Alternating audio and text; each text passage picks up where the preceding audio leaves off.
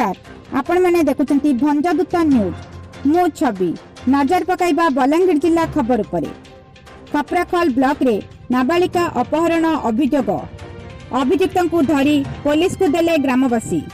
राज्य रे आगरु केते नाबालिका अपहरण नजर रही बेले निकटरे नयागढ़ परिहत्या मामला हेउ कि पिहु अपहरण हेउ अभियोग रे राज्य उठुथिबा पड़ुथिबा बेले एमिति अभियोग रही बलांगीर जिला खपराखल ब्लॉक लाठोर थाना अंतर्गत चत्राभट्टा ग्राम रे एक 12 वर्षर नाबालिका झील को अपहरण करी जंगल भितर रखिथिला अभियुक्त रतन तांडी।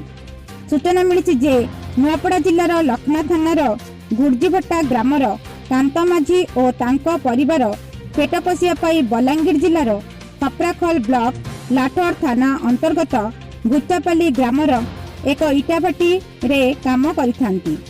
ए इटाभाटी को पड़ोसी ग्राम चचराभट्टार रतन तांडी नामक व्यक्ति जाई आस्ते आस्ते चिन्हा परिचय होई कौशल करी कांत माझी झील पंकजिनी 12 वर्षर नाबालिका को गुरुवार दिन अपराह्न 5टारे बिस्कुट चॉकलेट देवा बाहाना करी एक पल्सर बाइक जोगे बसाई आनी निकटस्थ जंगल रे लुचाई रखिथिले।